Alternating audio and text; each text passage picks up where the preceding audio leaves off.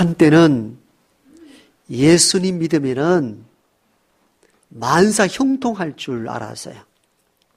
예수 믿고 난 순간부터 다 잘 먹고 다 잘 살 줄 알고 믿었다 그 말입니다. 그런데 신앙생활 하다 보니까 우리가 바라고 원했던 대로 다 잘 먹고 잘 사는 것이 아니라 어떤 사람은 병이 들기도 하고 어떤 사람은 경제적으로 어려운 일들에 빠지기도 하고 어떤 가정은 자녀로 인하여 통증을 느끼는 부모님들도 계시더라고요. 그러다 보니까 우리 안에 원망과 불평이 쌓이고 실망이 일어나기 시작했습니다. 아니 예수 믿으면 잘 먹고 잘 살 줄 알았는데 왜 이렇게 병이 오고 그렇게 열심히 봉사했는데 가산에 어려움이 오고 왜 이렇게 힘든지 이렇게 하여 우리가 믿었던 그 예수님을 버리고 교회를 떠나는 경우도 종종 있습니다. 여러분 우리는 이것을 분명히 알고 깨달아야 합니다. 예수님 믿어도 고난이 올 때가 있습니다. 고통스러운 일들이 우리에게 임할 때도 있습니다. 아니 어쩌면은 예수님 믿고 난 이후에 세상 사람들보다 더 많은 고난을 당할 때가 많습니다. 왜냐하면 세상 사는 사람들은 세상 방식대로만 살기 때문에 세상에서만 얻는 고난이 있다면 믿음의 사람은 세상이 주는 고통도 있고 믿음으로 오는 환난도 있는 거예요. 그러니까 오히려 예수 믿는 사람들은 더 큰 시련과 환난이 더 많은 겁니다. 사도 바울을 보십시오. 예수님을 만나고 난 이후부터 잘 먹고 잘 살았습니까? 고난이 훨씬 많았습니다. 고린도 후서 11장을 보면요. 사람들이 바울을 사도로 인정하지 않습니다. 바울을 비난합니다.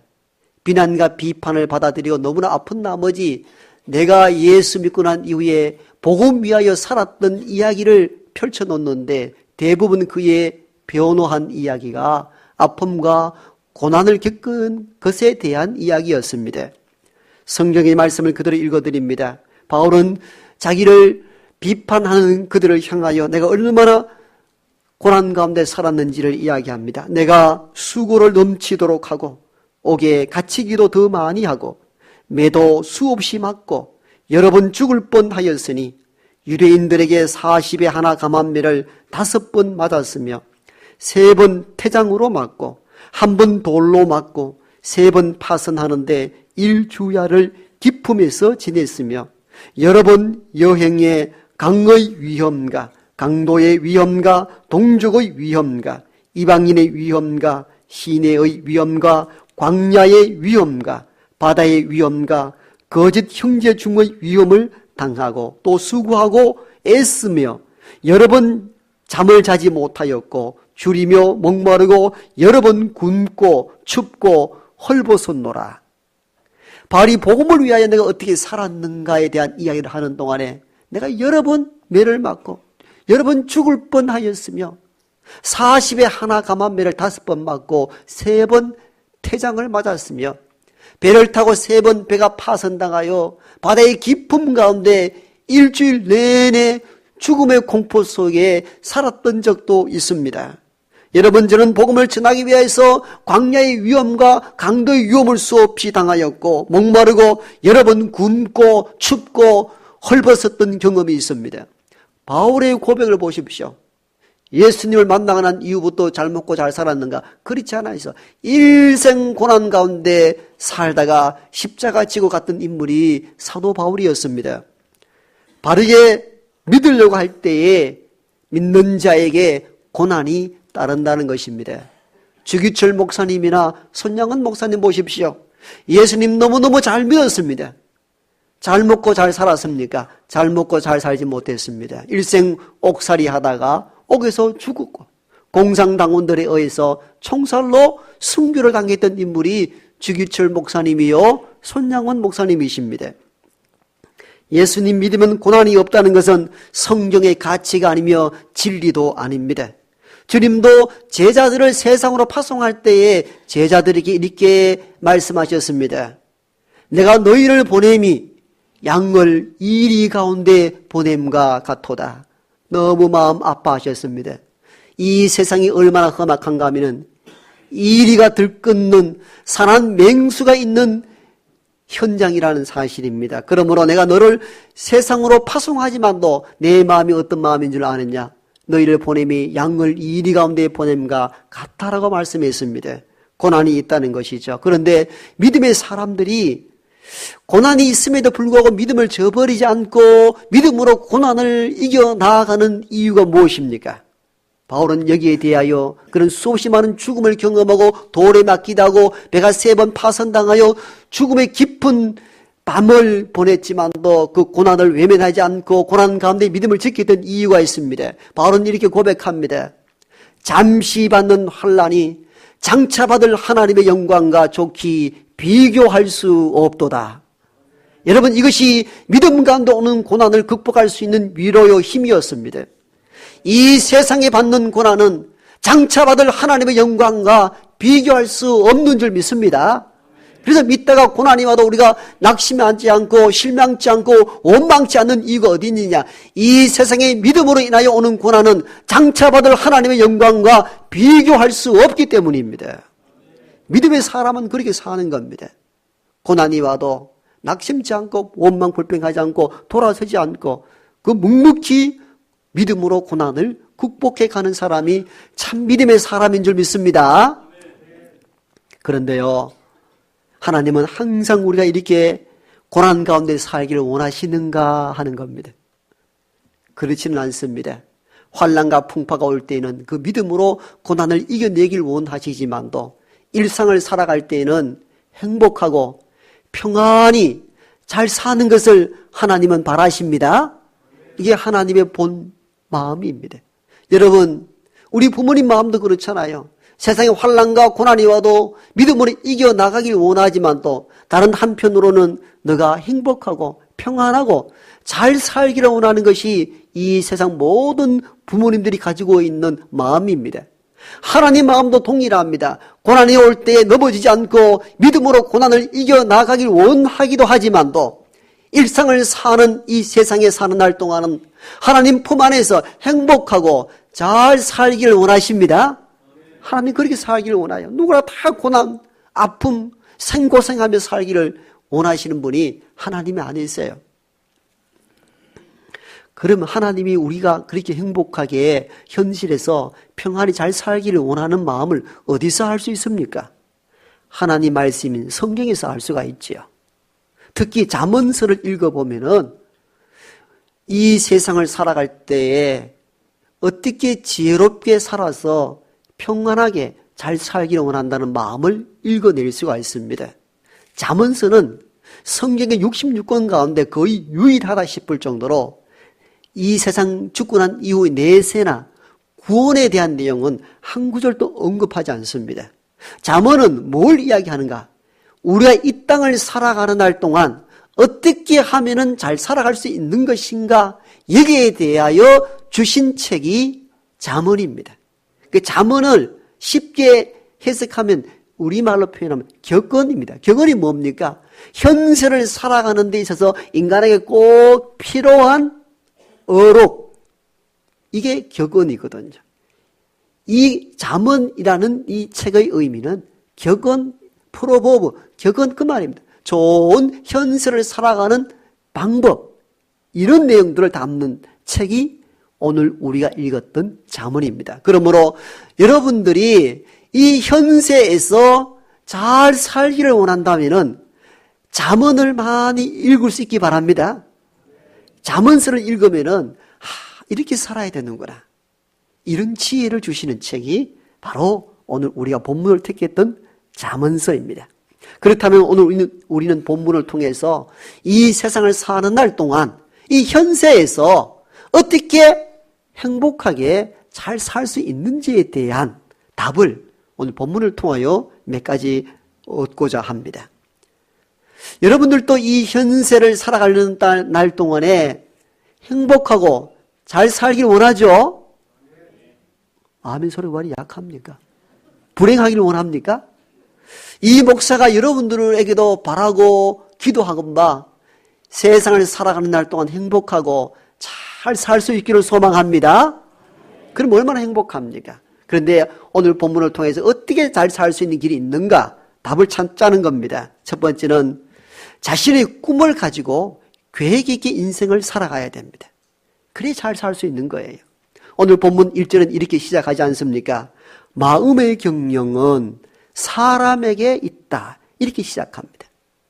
즉 인생에 대한 설계, 계획, 꿈은 인간 너가 가지고 살아라는 겁니다. 그래야 잘 살 수 있다는 것입니다.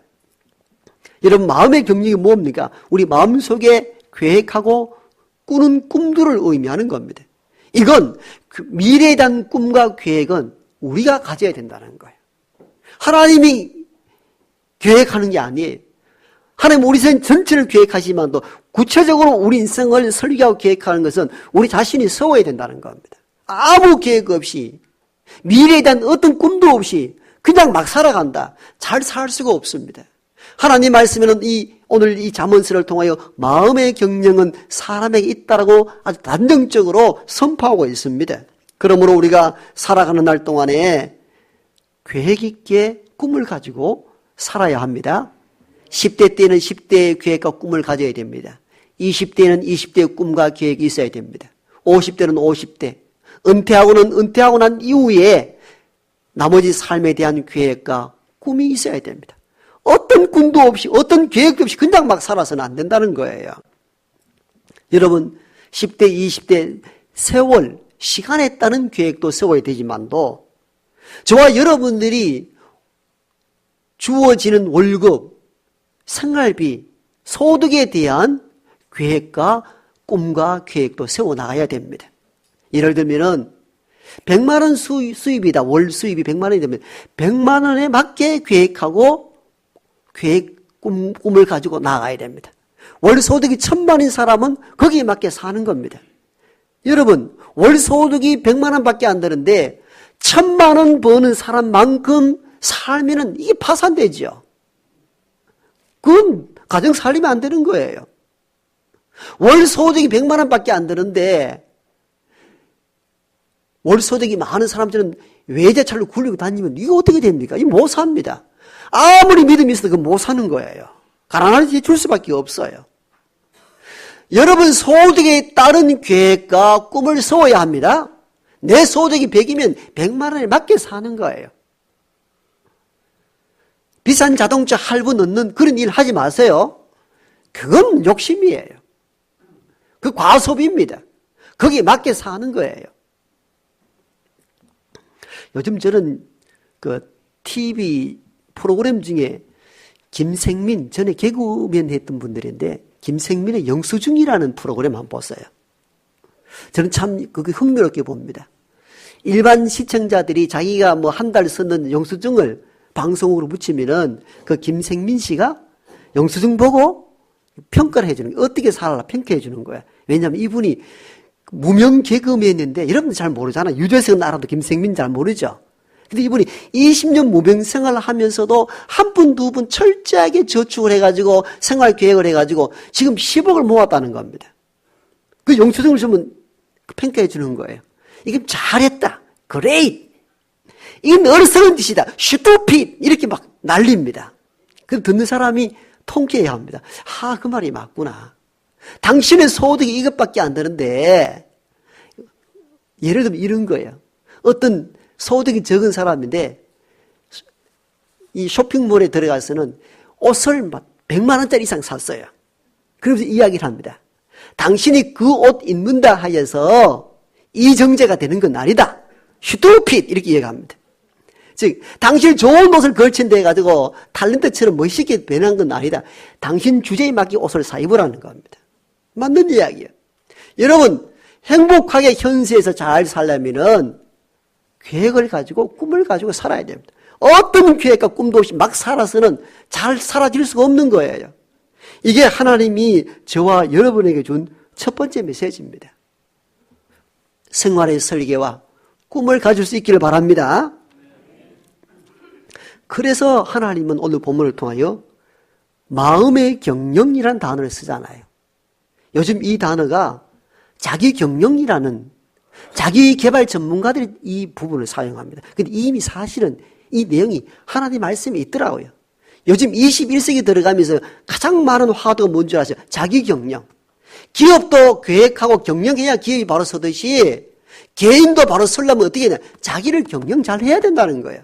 시간에 대한 계획, 물질에 대한 계획, 이런 계획 없이는 잘 살아질 수 없다는 거예요. 이게 자기 경영이에요. 가끔 믿음 있다고 말하는 사람들 중에 이런 분들이 있습니다. 자기는 아무 계획이나 준비 없이 이렇게 말합니다. 하나님 다 알아서 하십니다. 이렇게 말합니다. 정말 웃기는 이야기입니다. 자기는 예를 들면 소득에 따른 계획과 시간의 계획도 없이 막 살고 이렇게 이야기합니다.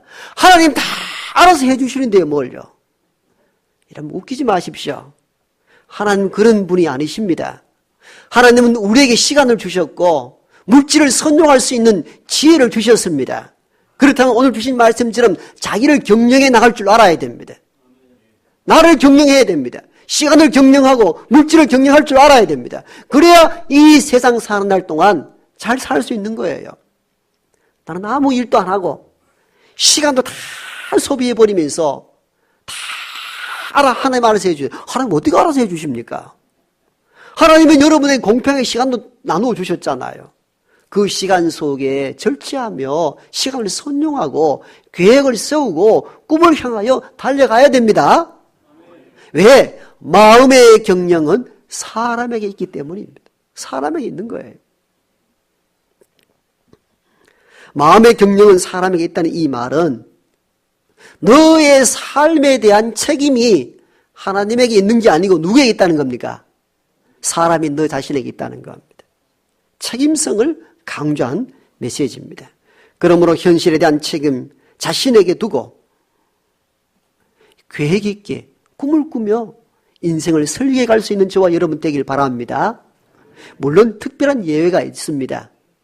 자녀를 위하여 마음은 계획이 있지만도 다 쏟아부어야 할 때, 목회 전념하다 보니까 노후가 준비되지 아니할 때 특수한 경우가 있습니다만 그 외에는 오늘 주신 말씀처럼 마음의 경영은 사람에게 있다는 이 사실을 깨닫고 시간과 물질과 이 세월을 꿈꾸고 계획할 수 있는 우리 모두가 되기를 소망합니다. 두 번째, 이 현세에서 잘 살아가려면요, 자신이 세운 계획들이 하나님 보시기에 합당해야 합니다. 1절은 이렇게 시작했죠. 마음의 경영은 사람에게 있다. 2절은 어떻게 시작합니까? 여호와께서, 즉 사람의 행위가 자기 보기에는 모두 깨끗하여도 여호와는 심령을 감찰하시느니라.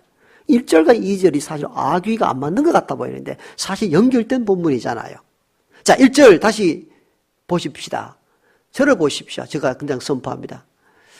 마음의 경영은 사람에게 있다. 계획은 우리가 세워야 되는데 2절 여호와는 심령을 감찰하신다는 겁니다. 이 말의 의미는 우리가 계획하고 꿈꾸는 일들이 그 동기와 목적이 하나님 보기에 선하고 아름다운가, 그 마음을 보신다는 거예요. 여러분, 악한 마음을 꿈꾸고 부도덕한 방법으로 뭔가 잘 살려는 사람들도 있잖아요. 그 남들 보기에는 뻔듯해 보여도 하나님은 마음을 감찰하시는 분이라는 겁니다. 그 계획하고 꿈꾸는 것들이 다 꿈꾸고 계획한 데서 하나님 다 이루어주시는 것이 아니요, 계획하고 꿈꾸는 그 동기와 목적이 하나님 보시기에 선하고 아름다워야 된다는 겁니다. 여기서 감찰이라는 단어의 의미는 속을 들여다본다는 겁니다. 사람들은 속을 깊이 다 들여다보지 못하잖아요. 저 사람 하는 일들이 참 좋아 보인다. 저 사람 계획하고 꿈꾸는 일들이 참 괜찮아 보인다. 그렇게 말할 수 있지만도 하나님은 중심을 보신다는 거예요. 속을 들여다본다는 겁니다. 그러므로 우리가 이 세상에서 행복하게 잘 살자면은 계획과 꿈을 가지되 하나님 보셔도 부끄럽지 않는 선한 꿈과 계획을 가지셔야 하나님께서 그 꿈과 계획을 이루실 줄 믿습니다. 마지막으로 이 땅에서 행복하고 잘 살기 원한다면은 우리의 모든 것들을 하나님께 맡겨야 합니다. 마지막 3절 보니까 너의 행사를 여호와께 맡기십시오. 그리하면 너의 경영하는 것이 이루어지리라. 여러분, 얼마나 귀한 말씀인지 몰라요. 꿈과 계획은 우리가 꾼다 그랬죠. 우리가 꿔야 되는 거예요. 그래서 그 꿈과 계획이 하나님 보기에 선하고 아름다워야 합니다. 그런 데에서 내 뜻대로 다 되느냐? 그게 아니고 그 다음에는 어떻게? 우리가 한 계획과 꿈들 이것을 최선을 다하되 누구에게 맡긴다고요? 하나님께 맡기라는 겁니다. 맡기라는 겁니다. 여기서 맡긴다는 원래 의미는 굴러보낸다는 것입니다. 산 위에서 돌을 굴러보내듯이 굴러보내는 거 맡긴다는 겁니다. 돌을 굴러보내면 돌이 내게 있습니까? 저 아래에 있습니까? 아래 내게 있지 않는 거예요. 근데 우리가 이 말씀이 참 좋다고 느끼면서도 현실적으로 잘 안 되는 것이 바로 이 부분입니다. 굴러보내야 되는데 어떤 계획과 꿈을 안고 기도하고 열심을 다하지만 궁극적으로는 이래 돌아보니까 그 문제를 내가 계속 안고 가요. 굴러보내야 되는데 맡겨야 되는데 내가 안고 가요. 가장 안고 가는 것 중에 하나가 뭐예요? 경험이 다 다르겠습니다. 제 경험으로는 자식이더라고요. 다른 거는 막 좀 이렇게 굴러보내기도 하는데 자식 이 문제를 다 맡기기가 그리 쉽지 않아요. 기도도 그렇게 합니다. 이 자식 다 하나님 알아서 맡겼으니까 하나님 좀 알아서 해 주십시오 라고 하는데 가장 잘 안 돼요. 보이면 간섭하고 너 이렇게 살아야 되지 않느냐. 대학을 졸업하고 다 커도 부모 마음이잖아요. 저만 그렇습니까? 굴러보내기가 쉽지 않더라고요. 유학에 맡긴다는 것이 입술로 고백하는 것과 삶으로 다가오는 것이 그 얼마나 힘든지 몰라요. 그런데 하나님은 이 비밀을 이미 가르쳐 주셨어요. 맡기라는 겁니다. 굴려보내십시오. 우리가 억지로 내가 안고 있으니까 어떻습니까? 마음이 무거워요. 언제나 마음이 아파요. 통증이 생겨요. 어느 정도 장성하여 크고 열심을 다하고 계획과 꿈을 꾸고 자녀를 양육하고 어느 정도 세웠으면은 하나님께 다 굴러보낼 수 있기 바랍니다. 그래야 하나님 그 다음부터 책임져 주신다고 그랬잖아요. 굴러보내라. 맡겨라. 그래야만 너의 경영하는 것이 이루어진다고 말씀하고 있잖아요. 사실 우리의 모든 문제예요. 어떤 부분은 다 굴러보내지 못해요. 아직도 우리가 끌어안고 있는 것들이 참 많아요. 그러면서 너무 힘들어요. 나 이 문제 너무 힘들어요. 하나님 말씀합니다. 굴러보내라. 맡겨라고 말씀하는데 내놓질 못하잖아요. 불안하니까. 아직도 우리 의심이 그렇게 있는 거예요. 여러분 이 말씀을 청종할 수 있기 바랍니다. 이 세상 행복하게 잘 살기 원한다면은 저와 여러분의 행사를 여호와께 맡길 수 있기 바랍니다. 맡겨야 되는 거예요. 어떤 아이가 옛날에 요즘도 뜨개질 들어 하잖아요. 어린아이가 뜨개질 배워가지고 뜨개질 하다 보니까 실타래가 막 이리저리 다 엉켜버렸습니다.